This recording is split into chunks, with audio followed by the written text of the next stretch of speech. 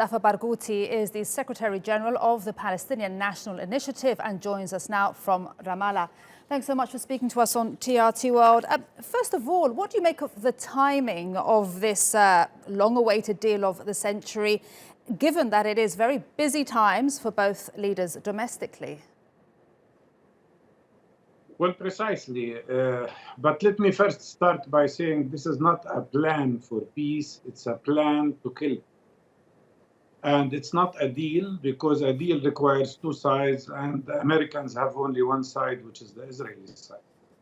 And they have transformed negotiations from negotiations between Palestinians and Israelis to negotiations between Israelis and Israelis.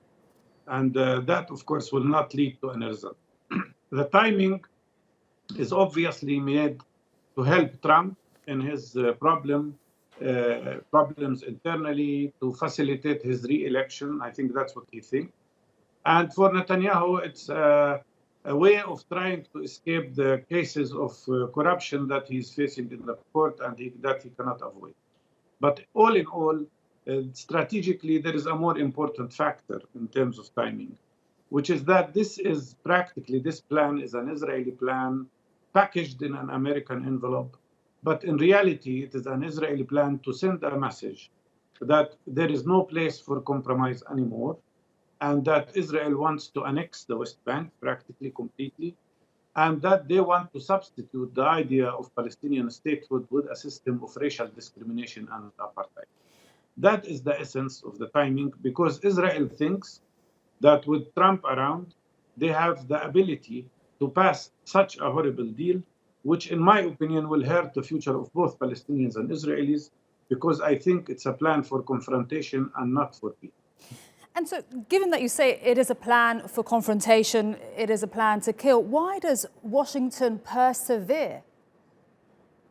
Because the American team is practically completely controlled by Mr. Netanyahu. The whole team, whether we talk about Mr. Kushner or Friedman, who sounds like an Israeli ambassador to the United States rather than an American ambassador to Israel, or the Greenblatt, who has left, or others, they sound like they are adopting completely Netanyahu's idea. The same ideas that he wrote in 1994 against peace process, against two-state solution, the same ideas that provoked the Israeli public against Yitzhak Rabin and led to his assassination. This team, unfortunately, adopts what Netanyahu wants. And that is the result, an Israeli plan packaged in an American envelope. And tell me, there are media reports speculating that this Middle East plan would mean that some of Islam's holiest site could be under Israel's control. How concerning is this? Of course, not only Islamic sites, but Christian sites as well. And that's what Israel wants by annexing Jerusalem. And that's the grave mistake that Trump did, violating even the line of his American other predecessors. He approved the annexation of East Jerusalem and recognized Jerusalem as a capital of Israel only. And by doing so, he has accepted practically not only the annexation, but Israel's domination of holy sites, whether we are talking about Islamic holy sites or Christian holy sites, besides, of course, Jewish holy sites. So in reality, this was an acceptance of an Israeli approach, which is very dangerous. More than that, he approved the annexation of the Golan Heights. Both annexations are in violation, grave violation of international law and of even the resolutions of Security Council. So practically, he has put himself, Mr. Trump, in the camp of the most extreme right-wing tendencies in Israel.